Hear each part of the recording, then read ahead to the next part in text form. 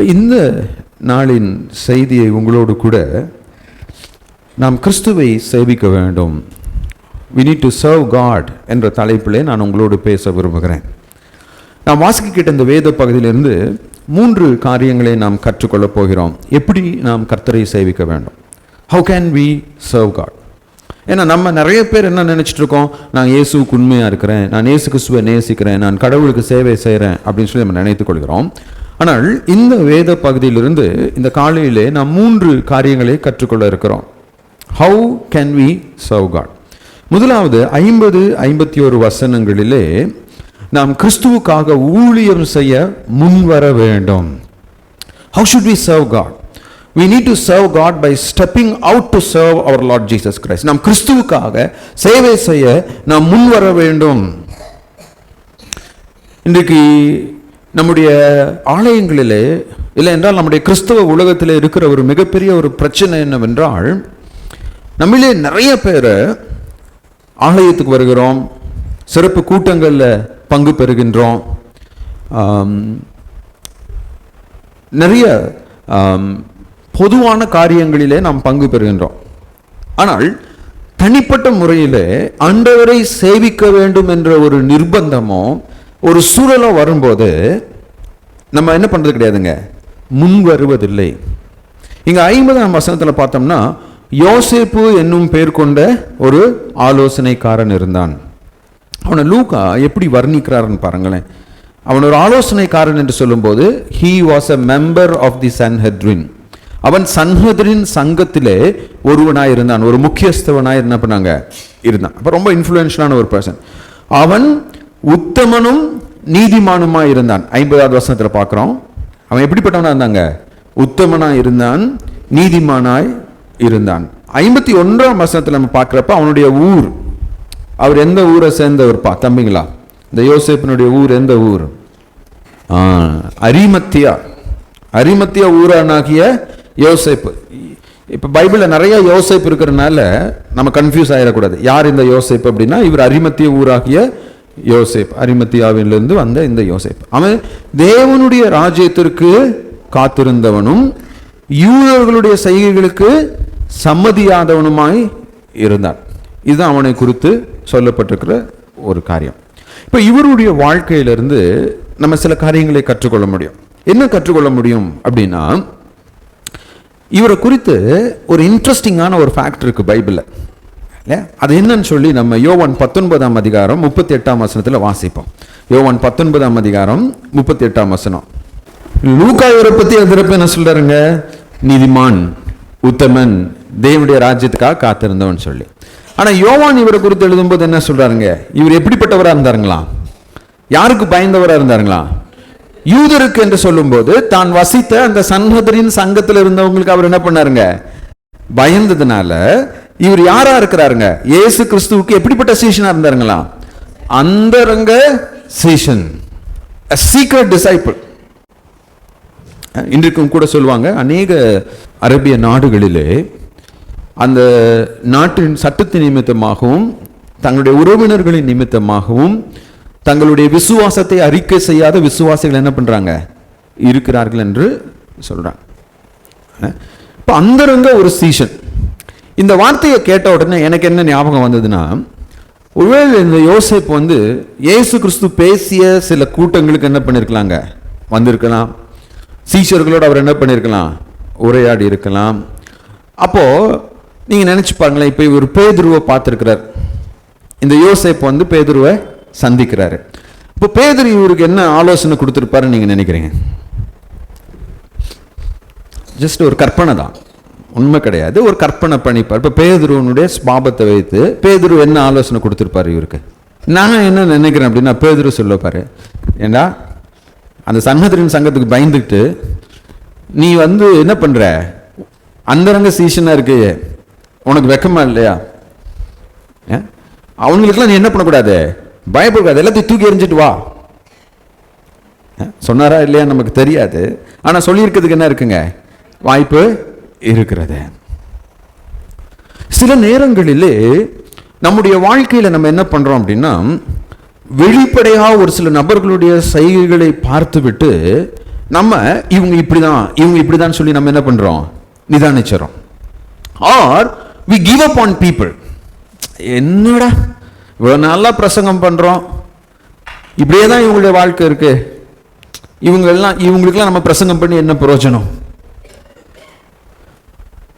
ஆனால் இந்த யோசேப்பு ஒருவேளை இயேசு கிறிஸ்து உயிரோடு இருக்கும்போது அவன் என்ன பண்ணாங்க, பயந்து போய் தன்னுடைய விசுவாசத்தை ஒருவேளை அறிக்கை செய்யாமல், இல்லை என்றால் பேதுருவை போல, யோவானை போல, யாக்கோபை போல கர்த்தரை பின்பற்றாதவனாக இருந்தாலும் எல்லாராலும் கைவிடப்பட்ட நிலையிலே அவருடைய சரீரம் அங்கே தொங்கிக் கொண்டிருக்கும் போது இந்த யோசேப்பு என்ன பண்றாருங்க, he is stepping up. அவர் என்ன பண்றாருங்க, எழும்பி வர்றார். எழும்பி வந்து என்ன பண்றாருன்னா, இப்போ இவரை குறித்து ஒரு காரியத்தை நம்ம பார்க்கணும். மார்க் எழுதின சுவிசேஷத்துல நம்ம வாசிக்கலாம். மார்க் 15ஆம் அதிகாரம் 43. கரெக்ட், வாசிங்க. மார்க் 15:43. யோவான் எழுதும் போது இவரை பத்தி என்ன சொல்றாருங்க, அவன் பயந்திருந்தான். ஆனா மார்க் எழுதும் போது எப்படி எழுதுறாருங்க, அவன் என்ன பண்ணாங்க, துணிந்து போய் இவன் இயேசு கிறிஸ்துவின் சரீரத்தை நல்லடக்கம் செய்வதற்காக தன்னுடைய ஜீவனை பணயம் வைக்க அவன் என்ன பண்ணாங்க, ஆயத்தமாக இருந்தான். ஏன் சொல்லி கேட்டீங்கன்னா, ரோமர்கள் கொலை குற்றவாளி என்று தண்டித்த இயேசு. ரோமர்களுடைய வழக்கத்தின்படி என்னன்னா, அந்த சரீரம் சிலுவையில் என்ன பண்ணணும், இருக்கணும். போற வரவங்களும் அந்த சரீரத்தை என்ன பண்ணணும், பார்க்கணும். ஆகாயத்து பறவைகள் வந்து அந்த சரீரத்தை என்ன பண்ணணுங்க, சாப்பிடணும். அப்பதான் அந்த தண்டனை முழுவதுமாக நிறைவேறும். பார்க்கிறவங்க எல்லாரும் என்ன பண்ணுவாங்க, தப்பு பண்ண பயப்படுவாங்க. அப்ப இவன் பிலாத்துக்கிட்ட துணிந்து போனான் என்று சொல்லும் போது, இவன் பிலாத்துக்கிட்ட போய் அந்த சரீரத்தை கேட்பதனால் இவனை தூக்கி பிலாத்து என்ன பண்ண முடியுங்க, சிறைச்சாலையில் போட முடியும். இல்லை என்றால் இவன் பிலாத்துவிடத்தில் அந்த சரீரத்தை கேட்க போனதினாலே இவனை சங்கத்தின் சங்கத்திலிருந்து என்ன பண்ணுவாங்க, நீ யூதர்களுக்கு என்ன பண்ணிட்ட, துரோகம் பண்ணிட்ட, நமக்கு விரோதமாக பிரசங்கம் செய்த ஒருவனை, ஒரு கள்ள போதகனை நம்ம சிலுவையில் அறைந்தோம், நீ அவனுடைய சரீரத்தை என்ன பண்ண பெற்றுக்கொண்டாய் என்று இவட என்ன பண்ணலாங்க. அப்ப இயேசு கிறிஸ்து உயிரோடு இருக்கும் போது அவருக்காக துணியாத இந்த யோசேப்பு இயேசு கிறிஸ்து மரித்த பின்பு அவருக்காக துணிந்தான் என்றால் இதுல ஒரு மாபெரும் உண்மை உள்ளடங்கி இருக்கு. அது என்ன ரகசியம்? இவன் சிலுவையில் அறையுண்ட இயேசு கிறிஸ்துவை தேவகுமாரனாக அறிந்திருந்தான். ஒருவேளை அவர் உயிரோடு இருக்கும்போது அவருடைய அற்புதங்களை பார்த்து அவருக்காக துணிந்து வெளியே வராமல் இருந்த இந்த யோசேப்பு, அவர் சிலுவையில் அறையுண்ட போது இவர் மெய்யான தேவகுமாரன் என்பதை உணர்ந்தவனாய் அவருக்காக என்ன பண்ணாங்க, எழும்பி வருவதை நாம் பார்க்கிறோம். இப்ப இவன் எழும்பி வந்தனால என்ன நடக்குது அப்படின்னு சொல்லி நம்ம பார்த்தோம்னா, யோவான் 19ஆம் அதிகாரம் 39-40 மறுபடியும் யோவான் இன்னொரு இன்ட்ரெஸ்டிங் ஃபேக்டர் நமக்கு காண்பிக்கிறார். What happen when he came out. முதலாவது இந்த யோசேப்பு எழும்பி வரார். என்னதான் ஆனாலும் நான் இந்த இயேசு கிறிஸ்துவின் சரீரத்துக்கு நான் என்ன பண்ண போறேன், நல்லடக்கம் செய்ய போறேன். அவர் எழும்பி வரார். இவர் எழும்பி வந்ததை பார்த்த உடனே இவரை பார்த்து அந்த சன்ஹெத்ரின் சங்கத்தில் இருந்த இன்னொரு தலைவன் என்ன பண்றான், எழும்பி வரான். அவன் பேர் என்னதுங்க, நிக்கோதேமு. தம்பிங்களா தங்கச்சிங்களா, இந்த நிக்கோதேமுவை நம்ம எப்போ பார்க்குறோம், இதுக்கு முன்னாடி யோவான் 3ஆம் அதிகாரத்தில் இந்த நிக்கோதேமுவை பற்றி வாசிக்கிறோம். அவரை பற்றி உங்களுக்கு ஏதாவது தெரியுமா? சண்டே ஸ்கூலில் சொல்லி கொடுத்தாங்க. நிக்கோதேமு வந்துட்டீங்களா நீங்கள்? அவன் ஒரு பரிசேயன். ஓகே, பரிசேயனா? ஓகே. அவன் எப்போ இயேசு கிறிஸ்து வந்து பார்த்தான்னு சொல்லி யோவான் எழுதுறாருங்க. அந்த பாருங்க 30 நம்ம வாசிச்சோம்ல, இரவிலே ராத்திரியிலே, அதாவது பகலிலே அவன் கிறிஸ்துவை வந்து பார்த்தால் அவன் கிறிஸ்துவ வந்து பார்த்தது எல்லாருக்கும் என்ன பண்ணிருங்க, தெரிந்திரும் என்பதற்காக அவன் அந்த சன்னதியின் சங்கத்தை சேர்ந்தவனாக இருந்தபடினாலே அவங்களுக்கு எல்லாம் தெரியாம ராத்திரியில வந்து இவர் என்ன பண்றாருங்க பாக்குறாரு. இப்ப நீங்க பாருங்க, 2 சீஷர்கள், ஒருவன் கிறிஸ்துவை நிமித்தமாக பயந்து தன்னுடைய விசுவாசத்தை அறிக்கை செய்யாமல் இருந்தவன், இன்னொருத்தன் யாரும் தன்னை பார்த்திடக்கூடாதுன்னு சொல்லி இரவிலே வந்து இயேசு கிறிஸ்துவை பார்த்து பேசிட்டு போனவர். அவர் என்ன பண்றாருங்க, he is also coming out. அவரும் எழும்பி வரார். இந்த வசனங்களை வாசிக்கும்போது இதை எழுதினது யாருங்க, யோவான், அப்போஸ்தலனாகிய யோவான். இவரும் இயேசு கிறிஸ்துவோடு தான் என்ன பண்ணாருங்க, இருந்தார். அப்ப நான் என்ன யோசிக்கிறேன் என்றால், யோவான் இந்த வசனங்களின் மூலமாக நமக்கு எதை காண்பிக்க விரும்புகிறார்? அவர் உயிரோடு இருந்தபோது அவருக்கு பின் சென்ற அப்போஸ்தலர்கள் அல்ல, அவர் உயிரோடு இருந்தபோது ஒருவராலும் அறியப்படாத 2 சீஷர்கள் தான் அவருடைய சரீரத்துக்கு என்ன பண்ணாங்க? நல்ல அடக்கத்தை கொடுத்தார்கள். இந்த நிக்கோதேமு அங்கே வரும்போது அவன் அவன் கைகளை வீசி கொண்டு வரவில்லை. அவன் என்ன பண்ணான்லாம், வந்திருந்த 39ஆம் வசனம் யோவான் 19:39 வெள்ளை போலமும் கரிய போலமும் கலந்து ஏறக்குறைய 100 ராத்தல் அவன் என்ன பண்ணா கொண்டு வந்தான். அப்ப இந்த யோசேப்பும் நிக்கோதேமும் சேர்ந்து இயேசு கிறிஸ்துவின் சரீரத்தை எடுத்து யூதர்கள் அடக்கம் பண்ணும் முறைமையின்படியே அதை சுகந்த வர்க்கங்களுடனே சீலைகளிலே சுற்றி கட்டினார்கள். நாம் கிறிஸ்துவுக்காக எழும்பி நிற்கும் போது நம்மை போன்று விசுவாசத்திலே தடுமாற்றமுடைய அநேகர் தைரியத்தோடு என்ன பண்ணுவாங்க? எழும்பி வருவார்கள். அநேக நேரத்தில் ஒருவேளை இந்த யோசேப்பு யோசிச்சிருந்தான்னா, அவர் உயிரோடு இருக்கிறப்ப நம்ம என்ன பண்ணல, அவரை பின்பற்றல, இப்போ போய் அவருடைய சரீரத்துக்கு நம்மளால என்ன செய்ய முடியும் அவன் யோசிச்சிருந்தான்னா அவன் என்ன பண்ணிருக்கலாங்க? அமைதி இருந்திருக்கலாம். ஆனா அவனால் அங்கே தொங்கிக் கொண்டிருந்த அந்த இயேசு கிறிஸ்துவின் சரீரத்தை பார்த்து சும்மா இருக்க முடியல. நேரம் போறான் பிலாத்துக்கிட்ட, ஐயா அவருடைய சரீரத்தை எனக்கு கொடுங்க. அந்த சரீரத்தை வாங்கி அவன் நல்ல அடக்கம் செய்வதை நம்ம பார்க்கின்றோம். அது மட்டும் இல்லாம லூக்கா இவனை குறித்து சொல்லும்போது என்ன சொல்றாருன்னா, 51ஆம் வசனத்திலே அவன் யூதர்களுடைய ஆலோசனைக்கும் செய்கைக்கும் எப்படிப்பட்டவனா இருந்தாங்க? சம்மதியாதவனா இருந்தான். he was not agreeing with Sanhedrin. இப்போ சன்ஹெத்ரின் சங்கத்துல தம்பிங்களா, மறுபடியும் உங்களுக்கு ஒரு கேள்வி கேட்கலாமா? எத்தனை பேர் இருப்பாங்க சன்ஹெத்ரின் சங்கத்தில்? how many people were there in Sanhedrin? யார் கரெக்டா சொல்வான்னு பாப்போம். டேய், இந்த பாஸ்டர் ஆக போறேன்னு சொல்றவங்கலாம் பதில் சொல்லணும்டா. எத்தனை தடவை உங்களுக்கு சொல்லி தர்றது? எத்தனை பேர் இருப்பாங்க அங்க? ஜூடித் எங்க எஸ்கேப் ஆயிடல அதுக்குள்ளார? பாவம், கலைப்பா படுத்து தூங்கிட்டாவ. என்னம்மா எத்தனை பேர் இருப்பாங்க? சன்ஹெத்ரின் சங்கத்தில் எத்தனை பேர் இருப்பாங்க? 71. ஏங்க 71 பேர்? அதையும் நான் சொல்லி கொடுத்துருக்கேன். 71 கரெக்டா சொல்லிட்டு, சின்ன பிள்ளைங்க கேள்விக்கு கரெக்டா சொல்லிங்க, பெரியவங்க கேள்விக்கு பாருங்க 71 பேர். ஏன்?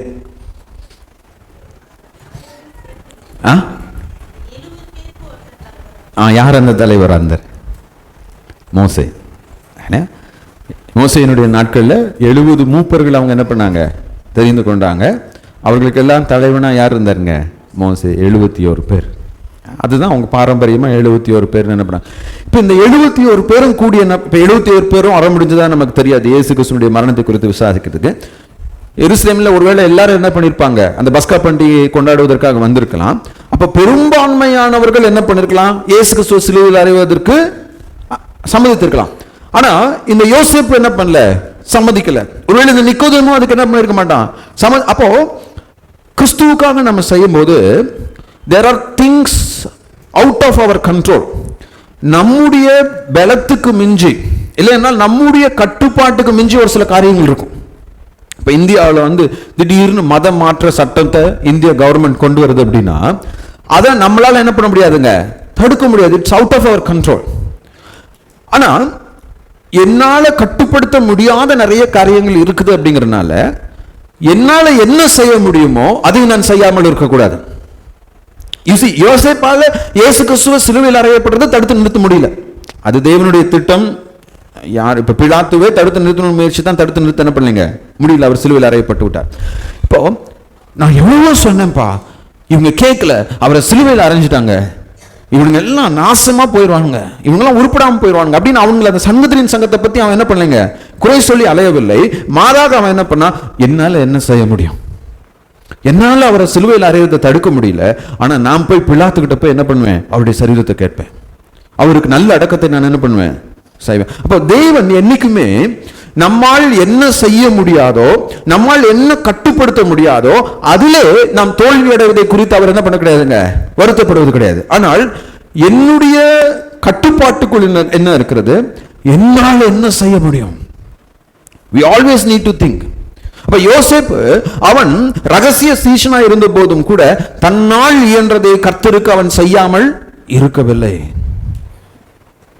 இப்ப எனக்கு அன்பானவர்களே, நிறைய நேரத்தில் நம்ம என்ன பண்றோம், சபை சரியில்லை, சமுதாயம் சரியில்லை, இவங்க சரியில்லை, அவங்க சரியில்லை அப்படின்னு சொல்லிட்டு நம்மால கடவுளுக்கு என்ன செய்ய முடியுமோ அதை நாம் என்ன பண்றோங்க, செய்ய தவறுகிறோம், அதை நாம் செய்யாமல் விடுகிறோம்.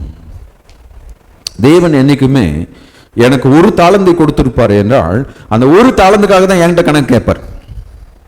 5 தாளந்து கொடுத்து உங்க என்கிட்ட என்ன பண்ண மாட்டாருங்க, கணக்கு கேட்க மாட்டார். அப்போ நாம் ஒவ்வொருவரும் நம்மால் இயன்றதை தேவனுக்கு என்ன பண்ணுங்க, செய்து கொண்டேதான் இருக்க வேண்டாம். இரண்டாவதாக 52 54 வசனங்களிலே நாம் கற்றுக்கொள்கின்ற ஒரு ஆவிக்குரிய பாடம் என்னவென்றால், நாம் எப்படி கிறிஸ்துவை சேவிக்க வேண்டும். How should we serve God? நாம் ஒருபோதும் நம் தேவனாகிய இயேசு கிறிஸ்துவானவர் அவமானப்பட அனுமதிக்க கூடாது. We should never let our Lord Jesus Christ be dishonored. நாம் ஒருபோதும் நம்முடைய ஆண்டவராகிய கிறிஸ்துவானவர் அவமானப்பட என்ன பண்ணக்கூடாதுங்க, விடவே கூடாது.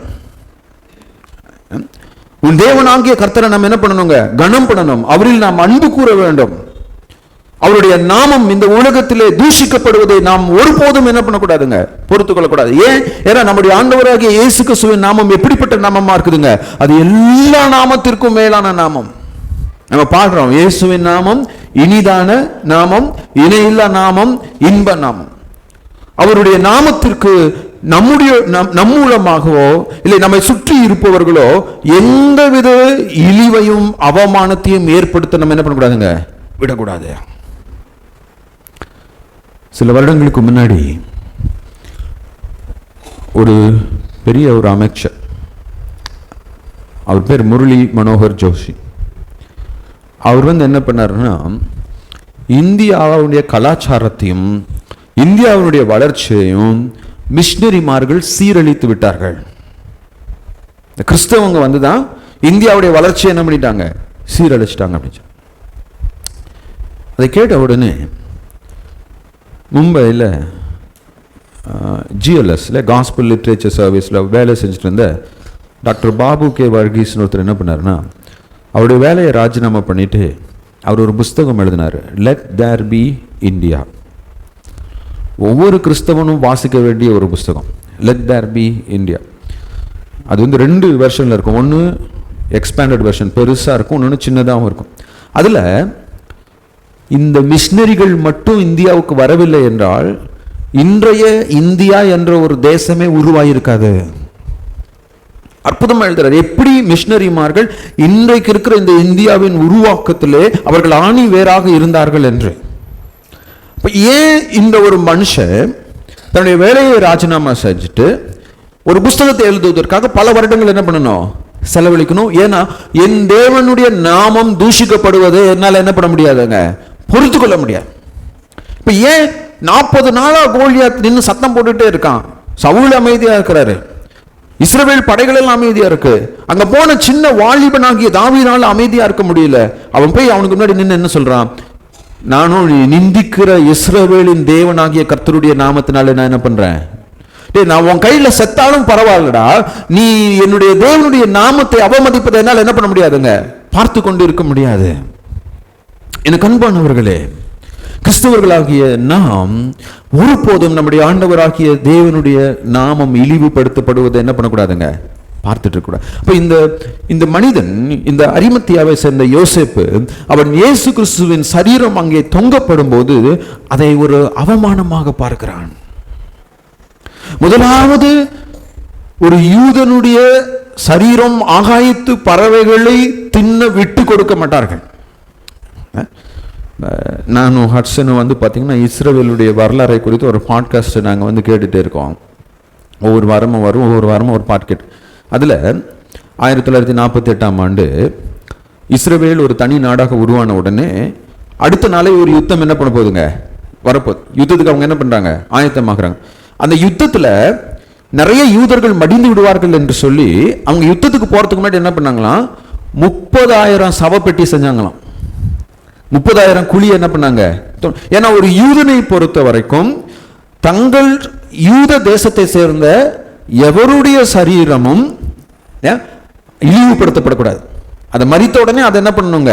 நல்லடக்கம். அப்ப அவன் யுத்தத்துக்கு போறதுக்கு முன்னாடி அவன் என்ன பண்றாங்க? சவப்பெட்டியெல்லாம் ரெடி பண்ணி வச்சுட்டு தான் யுத்தத்துக்கு என்ன பண்றான்? போறான். இதுதான் யூதர்களுடைய பாரம்பரியம். அப்ப இந்த அரிமத்தியாவை சேர்ந்த யோசேப்பு என்ன பண்றான்? எங்களில் ஒருவர், எங்களை மீட்பதற்காக வந்தவர், எங்களுடைய இரட்சகர், அவருடைய சரீரம் இங்கே இப்படி அவமானப்படுத்துவதை நான் என்ன பண்ண மாட்டேன், பொறுத்துக்கணும். So he was willing to take the risk. அதற்காக அவன் என்ன பண்ணாங்க? ரிஸ்க் எடுக்க முயற்சி செஞ்சான். அவன் போறான், பிலாத்துக்கிட்ட போறான்.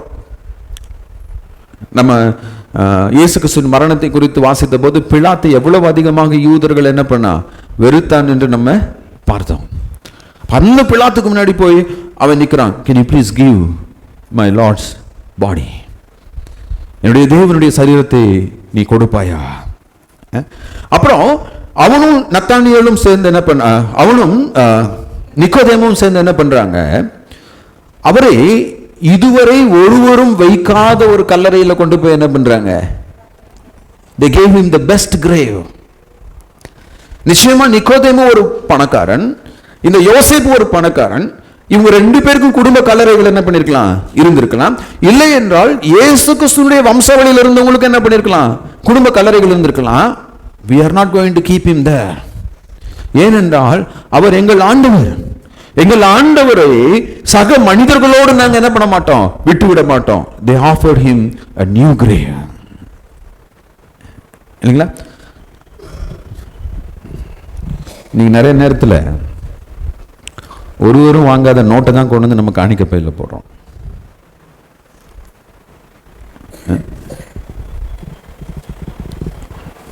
நமக்கு மிஞ்சினதான் கடவுளுக்கு நம்ம என்ன பண்றோங்க? கொடுக்குறோம். அதுவும் வசதிப்பட்ட கொடுக்குறோம், இல்லைன்னா கொடுக்கறது இல்லை. ஆனால் இவர்கள் கிறிஸ்துவுக்கு என்ன பண்ணாங்க? சிறந்ததை அவர்கள் கொடுத்தார்கள். அப்ப இயேசு கிறிஸ்துவுடைய அடக்கம் ஏன் முக்கியமானது? ஏன்னா 1 கொரிந்தியர் 15ஆம் அதிகாரத்தில் சுவிசேஷம் என்றால் என்னவென்று பவுல் சொல்றார். யாரும் திருப்பக்கூடாது. 1 கொரிந்தியர் 15ஆம் அதிகாரம் முதல் 4 வசனத்தில் பைபிள் காலேஜுக்கு வந்தவங்க எல்லாம் சொல்லணும், சுவிசேஷம் என்றால் என்ன. நீங்க சுவிசேஷம் அறிவிக்கிறீங்க அப்படின்னா என்னத்தை நீங்க சுவிசேஷமா சொல்லணும்? ஓகே, நம்முடைய பாவங்களுக்காக கிறிஸ்து என்ன பண்ணாருங்க? மரித்தார், அடக்கம் பண்ணப்பட்டார், 3ஆம் நாள் உயிரோடு எழுந்தார். Very good. பரமண்டல் அவர் என்ன பண்ணாருங்க? 500க்கும் மேல நபர்களுக்கு தரிசனமானார், பரமேறினார். இந்த 5 காரியங்கள் சுவிசேஷம். அவருடைய மரணம், அவருடைய அடக்கம், அவருடைய உயிர்த்தெழுதல், உயிர்த்தெழுந்த இயேசு கிறிஸ்துவின் தரிசனம், அவருடைய பரமேறுதல். அப்பதான் அவர் 2ஆம் முறை வருவாருங்கிறத நம்ம என்ன பண்ண முடியும்? அறிவிக்க முடியும். பவுல் சொல்றாரு, அவருடைய அடக்கமும் நம்முடைய ரட்சிப்பின் ஒரு அவயவமாய் என்ன பண்ணுதுங்க? அவருடைய மரணமும் உயிர்த்தெழுதலும் எவ்வளவு முக்கியமானதோ அவருடைய அடக்கமும் அவ்வளவு முக்கியமானது. இது எதை காண்பிக்குது?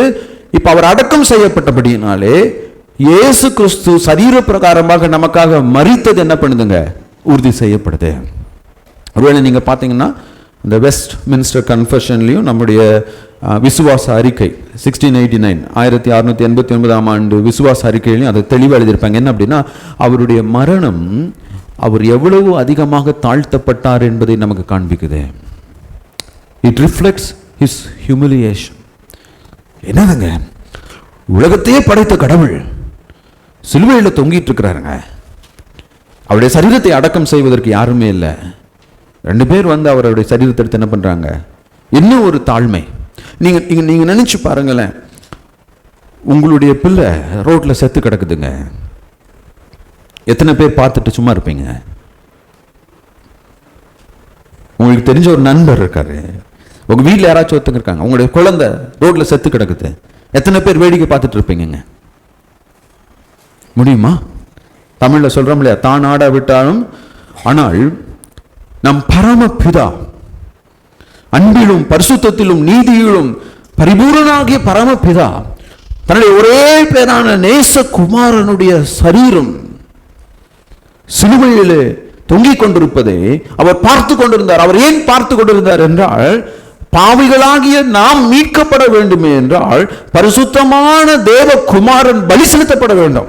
பரிசுத்தமான தேவகுமாரன் அவமானப்பட வேண்டும், பரிசுத்தமான தேவகுமாரன் கைவிடப்பட வேண்டும், பரிசுத்தமான தேவகுமாரன் பாட அனுபவிக்க வேண்டும். பரமபிதா பார்த்து கொண்டிருந்தார். என்ன ஒரு அற்புதமான ஒரு அன்புங்க! இந்த கடவுளுடைய அன்பை விட இந்த உலகத்துல எந்த அன்பு சிறந்த அன்பா இருக்கும்?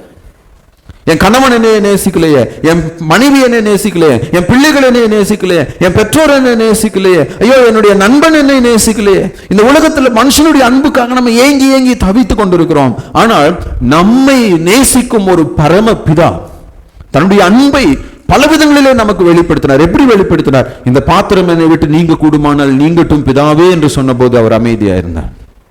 என் தேவனே, என் தேவனே, ஏன் என்னை கைவிட்டீர் என்று அவர் கதறிய போது அவர் என்ன பண்ணாருங்க? அமைதியா இருந்தார். இதோ உங்களுடைய கரத்திலே ஆவியை ஒப்புக் கொடுக்கிறேன் என்று சொன்ன போது அவர் என்ன பண்ணாருங்க? அமைதியா இருந்தார். இப்போது அவருடைய சரீரம் சிலுவையிலே தொங்கிக் கொண்டிருக்கும் போது பரமபிதா ஏன் அமைதியாக இருந்தார்? நீங்களும் நானும் மீட்கப்பட வேண்டும், நீங்களும் நானும் மீட்கப்பட வேண்டுமே என்றால் அந்த பரிசுத்த தேவகுமாரன் நம்முடைய பாவங்களை சுமந்தவராய் நமக்காக அந்த சிலுவையிலே தன்னை என்ன பண்ணுங்க? அர்ப்பணிக்க வேண்டும். அப்ப இயேசு கிறிஸ்துவின் மரணம் உண்மையானது, முழுமையானது என்பதை அவருடைய அடக்கம் நமக்கு என்ன பண்ணுங்க? தெளிவுபடுத்து.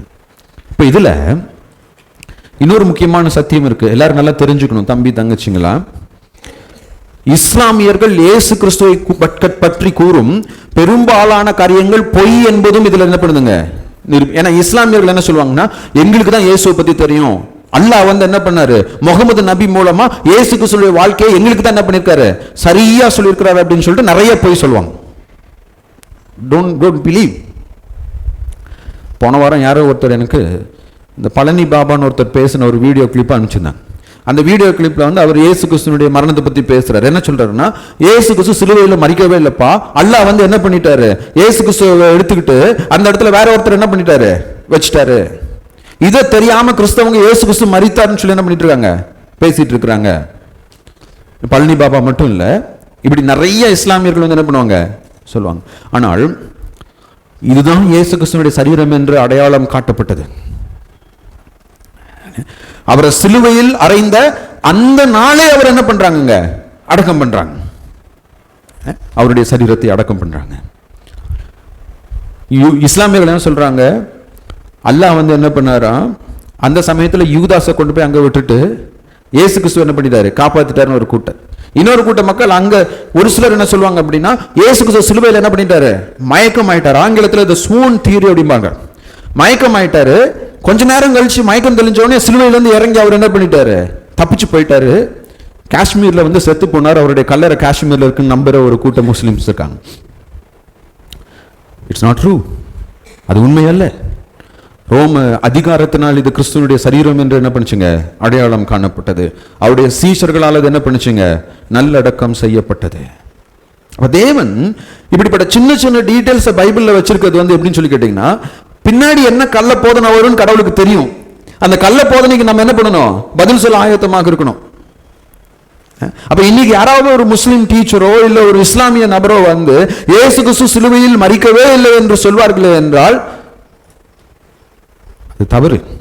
ஏன்னா பிசாசனுடைய தந்திரம் என்ன தெரியுங்களா, எப்படியாவது மனிதர்களுடைய கண்கள்ல இருந்து சிலுவையை மறைச்சிடணும். ஏன்னா உலக தோற்றத்திற்கு முன்பதாக அடிக்கப்பட்ட தேவக்குட்டி, மனித வரலாற்றினுடைய மையம் சிலுவை.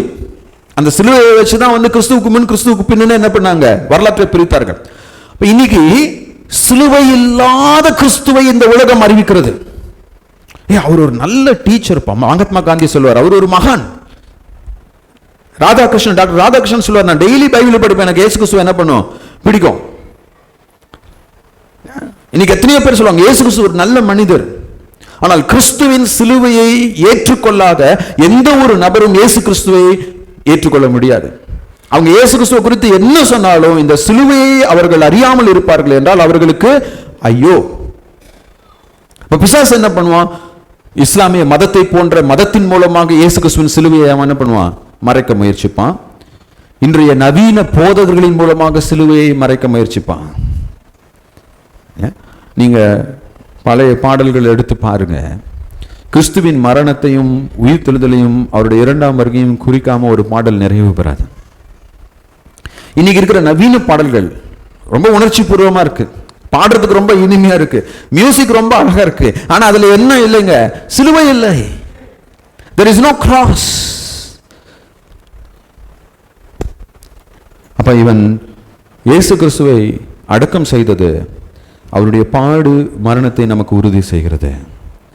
அது மட்டும் இல்லாம இந்த நல்ல அடக்கம் எதை நமக்கு காண்பிக்கிறது என்றால், சங்கீதம் 16:10 கிறிஸ்துவை குறித்த ஒரு தீர்க்க தரிசனத்தை நாம் வாசிக்கிறோம். 16ஆம் சங்கீதம் 10ஆம் வசனம்.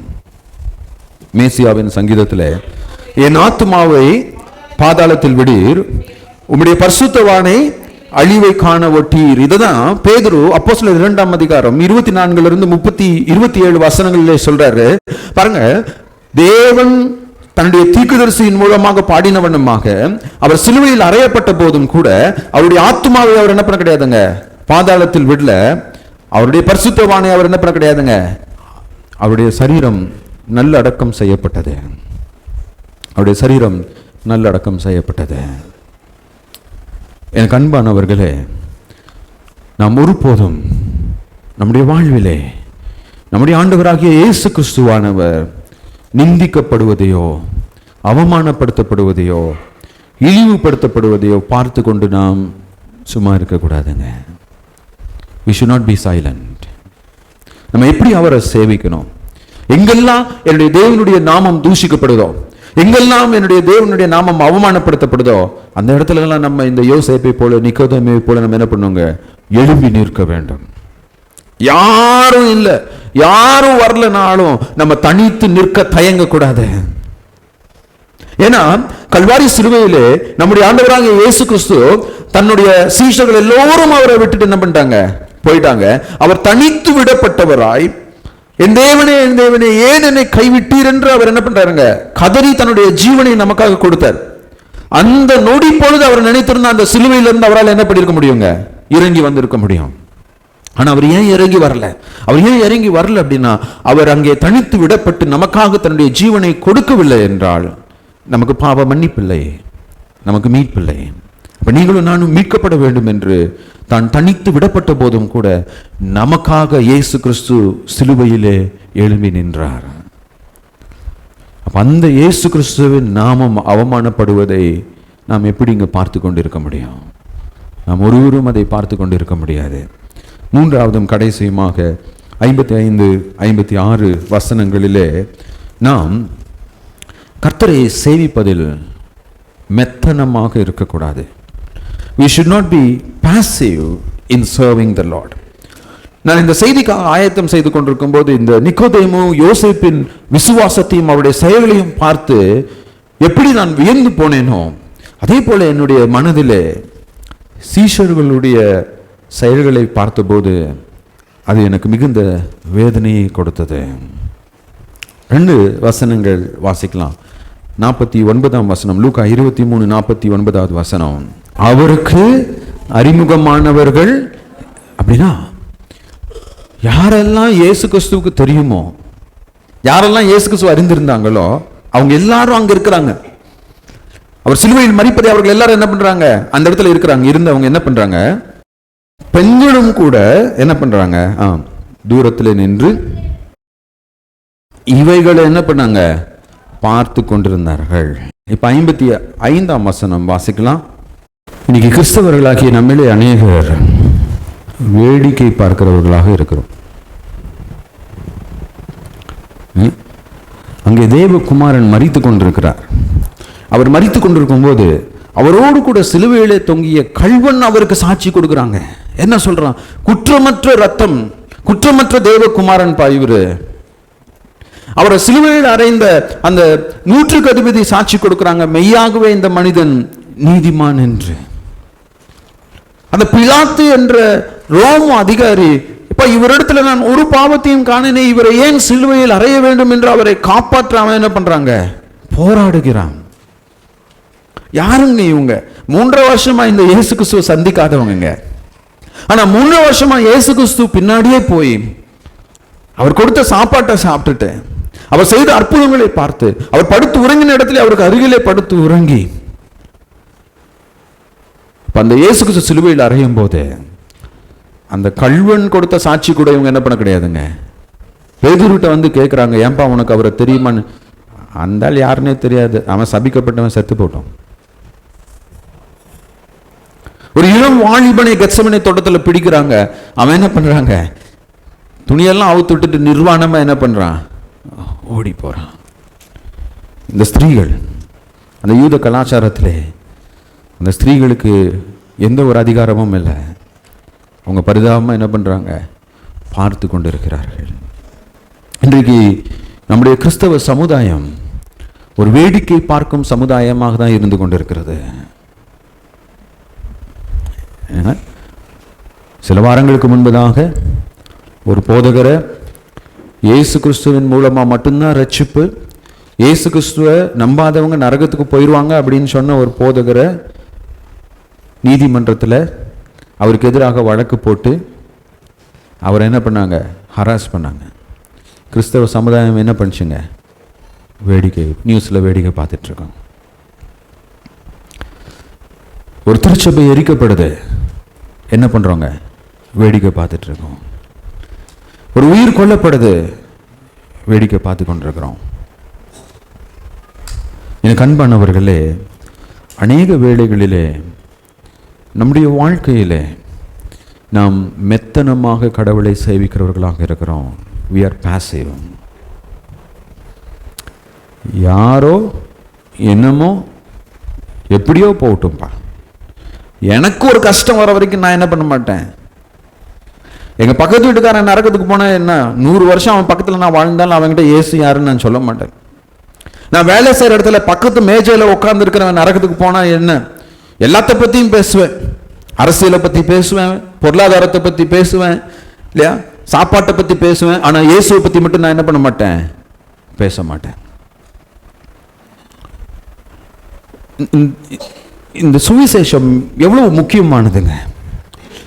பாவிகளாகிய நமக்காக நம்மை படைத்த பரம தேவன் மனுவுருவேற்று இந்த பூமியிலே வந்து தன்னுடைய ஜீவனையே நமக்காக அர்ப்பணித்து நமக்காக உயிர் தெழுந்து நமக்காக வேதம் வரப்போகிறவராய் இருக்கிறாரே.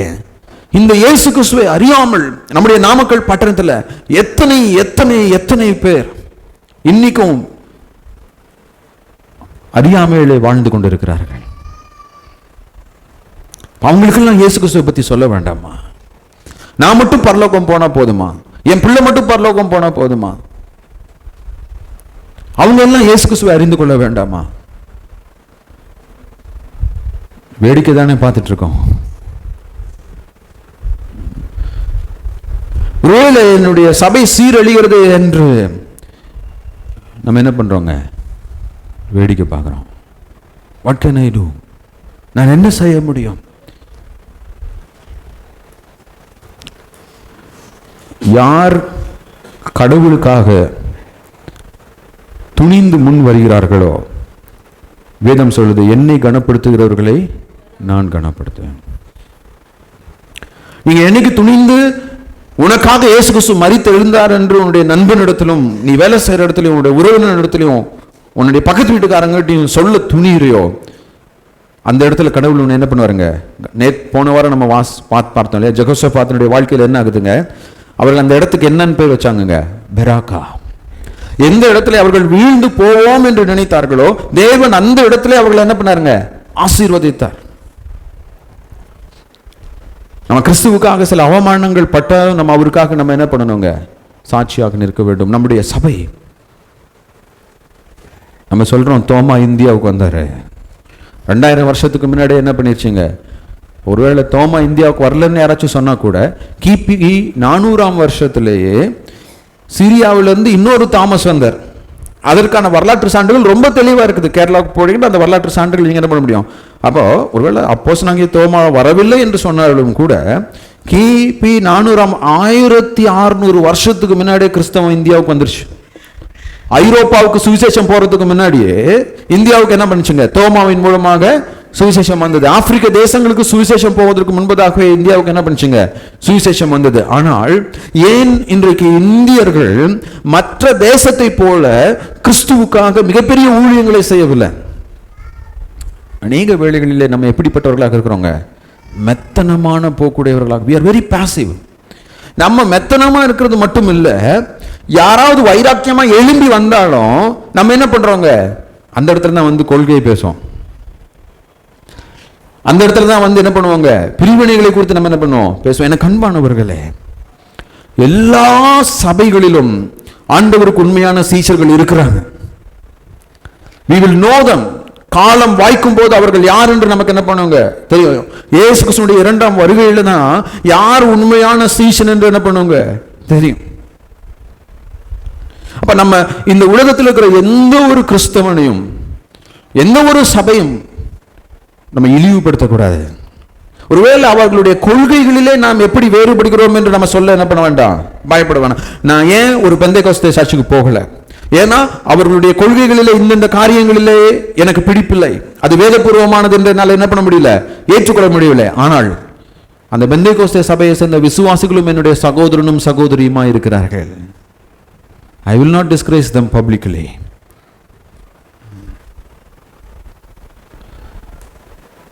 இந்த அரிமத்தியாவை சேர்ந்த யோசேப்பும் நிக்கோதேமுவும் சும்மா இருக்கவில்லை, அவர்கள் செயல்படுகிறவர்களாக இருந்தார்கள்.